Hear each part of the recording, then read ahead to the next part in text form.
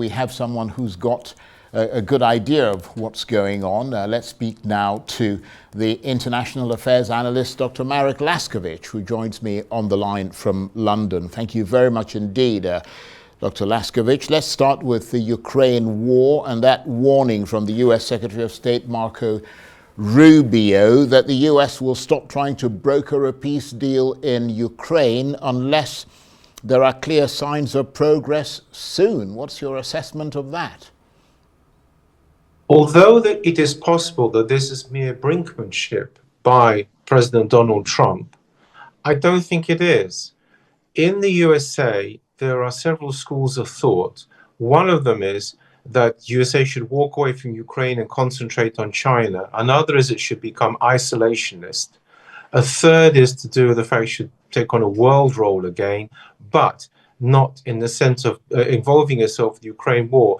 In short, there are very few people who actually support doing anything about the Ukraine war, which, please note, costs USA money because it is the one supplying the key aid. And so far, it has cost them a lot of money, and USA is trying to actually stop spending money as a government and as a nation unnecessarily. So therefore, I do believe it is possible they'll walk away. And the fact that this is possible is, of course, in direct agreement with the nexus of the World War III coming soon, and this is with my in agreeing with my books. So therefore, I anticipate that this threat is a real one. However, it now remains to see what Russia will do. The key point about the Russians is they are not easily stampeded or moved. Therefore, I anticipate they making some effort to keep the talks on board, but not enough, because quite simply, they do not want to go all the way that America wants. Well, that's a very sort of on-point analysis, because Russia doesn't appear to be particularly bothered by that warning. I mean, there's no sense at all that it is changing its position. In fact, it said that America can pull out if it wants to. Well, Russia's sort of in a win-win situation. If the talks go ahead with USA to Russia's agreement, to Russia's pleasure, if you like, to Russia's benefit, then of course that's good for Russia, and they are going in that direction. Conversely, if the Americans pull out altogether and stop supplying arms, which is the implication of President Donald Trump, then in that case, Russia can keep moving ahead, capturing more territory and making the war into a huge success for them.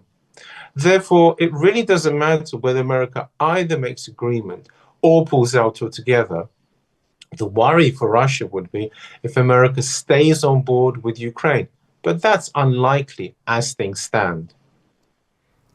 Indeed, because, I mean, we heard the Ukrainian leader Zelensky accusing the US envoy Steve Witkoff of spreading Russian narratives. I mean, presumably Ukraine has a lot to worry about if the US walks away from these talks. Yes, it is indeed, Ukraine has the most to worry about, which is why they're prepared to sign this memorandum, which is, if you like, a willingness to negotiate the mineral deal. That's what it boils down to. It doesn't actually go into specifics, but nevertheless, it is a start. It's certainly more than President Zelensky was willing to do before. However, he has undoubtedly an ability to upset people. And here he is directly accused the US envoy of being pro-Russian, which is not calculated, obviously, to make him feel, the US envoy, feeling better, or President Donald Trump. Moreover, there is a kind of nasty aspect to this, which has been running all through the war and which pervades the whole of Europe and Ukraine, and incidentally, the American media and academics, in that anybody who takes note of anything that Russia says is automatically a pro-Russian, and only Ukraine's narrative is to be supported. The net effect of this is that there is virtually no discussion of any sort in the West and in the media. And as a result, all that happens is President Donald Trump appears, therefore, to be some sort of strange person in this way of looking at things. And President Zelensky thinks it's like the old days when he could do this. The problem is it upsets USA quite unnecessarily and isn't even necessarily true. Because after all, to say that Russia has no interest of any sort is also, of course, wrong. And therefore, what America has done by recognizing that Russia has anything to say at all is actually a step forward to negotiating any peace treaty at all, which was more than President Zelensky was willing to do.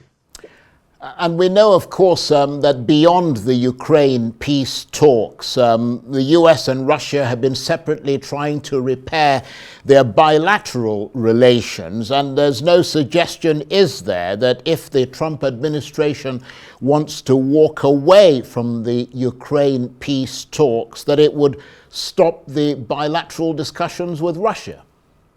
Quite right. There's been no sign of this at all. And it would be absolutely against everything that Donald Trump seems to believe in, because he's made it quite clear he wants raw materials. Well, the Ukrainians are prepared to sign a memorandum. The Russians are obviously prepared to do exactly the same and a lot more besides, because Russia simply wants an end to sanctions and normal trade. So therefore, if Donald Trump were to carry on his bilateral talks with Russia, and they appear to be going ahead very smoothly, slowly tinkering away with all the problems, then therefore that would be a win for Russia, a double win for them, a win for USA, and of course a huge loss for Ukraine. Moreover, there is a second aspect, please note, Iran. Iran is in Russia. Now, which is the more dangerous for Donald Trump, Iran or the Ukrainian war? The implication is, from what has been said, is that the Iranian situation vis-a-vis Israel is the one that is really exercising President Donald Trump, whereas he sees the Ukraine as a European affair, which has cost America money, pointlessly involved it in what I think he regards as an unwinnable war, and certainly one that's going to go ahead for a long time, reminiscent of Vietnam, Afghanistan. And therefore, in that point of view, his Secretary of State made it quite clear he expected the Europeans to have a say, but more than that, to play a part in all this, help them with Iran. But the implication is quite clear. He will, I think, is prepared to walk away from Ukraine and make a deal about Iran with possibly the help of Russia. Well, that's interesting, because I was going to move on to Iran. I mean, that's the other topic that we're going to discuss with you. Just set the scene for us ahead of those talks on Saturday, tomorrow, in fact. Yes, Iran is one of Israel's deadliest enemies. It has also been the one that supported Hezbollah, the Gaza Strip, Syria, and therefore it basically is a key enemy. Neutralizing Iran is important for Israel, but for America, neutralizing Iran has a double benefit in that it's a key supplier, especially of drones, to Russia. And Russia basically is in the market for all the military hardware it can get. So therefore, neutralizing Iran would be very beneficial. One of the key problems is that Iran has been enriching its uranium, which is basically to weapons grade. It's not needed for civilian purposes. So when the Iranians stated just a few minutes ago on the program that they were should be able to carry on enriching and it was for civilian purposes, this is nonsense. It is for weapons. The question is, what will USA do? What will the deal be? Will they call off all their sanctions? Is Iran going to be prepared to do this? And above all, and here we come to the key point, is also Russia going to get involved in these negotiations? Because that is what Iran is signaling. That would back to the Cold War days, when it was the Muslims and Russia versus Israel and America, which would be an uncomfortable situation because, of course, the Muslim world is so enormous. I think what's going to happen is there's going to be a second round of talks, but we're arriving at no definite conclusion. But they will not at the same time be called off either. There is too much at stake for one more set of talks to be decisive. But there will be another round which they exchange views. And the key question it boils down to is, what does America want also? Because please remember, Donald Trump pulled out of the last agreement. So when he goes on about the fact that Iran is now outside its agreement, he's the one who pulled out of it. So it's not exactly a clear situation. So we have to wait and see. But I do not believe the next talks coming up will be decisive. Important? Yes. Good? Yes. Good for the world? Yes, but not decisive.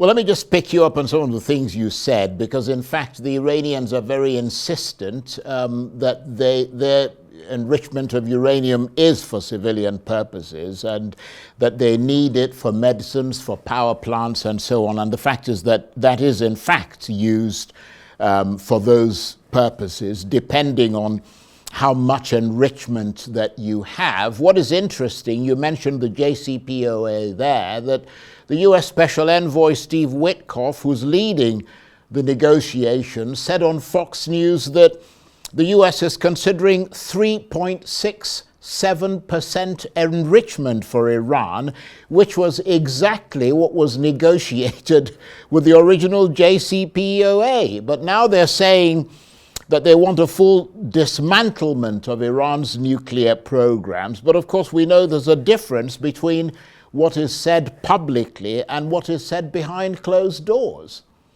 Yes, we are at the present have conflicting news. There was another set of news reported by Israel that in fact the Iranians are having talks, but they will be able to keep uranium plants going. They will be able to keep the civilian program going, but not enriching it. A cap on enrichment, in other words. That appeared to be the outcome of the last talks. Now we hear, as you pointed out, that in fact they talk about dismantling the entire program. It's very hard for us. There are two truths here, and it's very hard for us to work out which one it is. Certainly, it is quite clear. You can have uranium plants, you can use them for hospitals, but not enriched to weapons grade. What Iran is doing is enriching to weapons grade, and that's the key problem. Were it to have stayed at the peaceful level of enrichment, then I honestly doubt there would be a crisis. As it is, there is a crisis, and now we've yet to see what will happen. Please note, there's another aspect to all this. Why should Iran not have nuclear weapons? Why should America decide? After all, Pakistan has nuclear weapons, India has nuclear weapons, China, Israel, England, France. Why shouldn't Iran? You know, there's no apartheid in principle in the world system. And yes. Here we're talking quite openly, yes. Technically, yes, but there is apartheid in weapons ownership. I mean, you've made that point yourself. So given that, what is and very briefly, because we're almost out of time, what's the likelihood of this escalating to a possible attack on Tehran? Do you think the US would go as far as to attack Iranian soil? Because beyond the rhetoric and the saber rattling, I mean, many analysts seem to think that Donald Trump is actually allergic to war. Oh, I entirely agree. Donald Trump does not want war. He's not going to do the attacking, by the way. Israel will. He's using Israel, in effect, a guard dog, and he's going to set Israel on Iran. I mean, that's his goal. And the question is Israel willing? Certainly. Netanyahu would like nothing better than to press the button. That's quite clear. And then from that point, the question is, will Donald Trump give the go-ahead? Well, not this weekend, not immediately. It can't be ruled out, but he is allergic to war. He would prefer a peaceful negotiation. It's not going to happen immediately, but it is a card to be played. But it will not be, I don't think, American military used. He will try and use Israeli military if tool can, if needs be, supplying, of course, Israel with the military goods, because, of course, a great deal of their military hardware comes from America. Great stuff. Thank you as ever. Dr. Marek Laskiewicz is the International Affairs Analyst. He was talking to me on the line from London.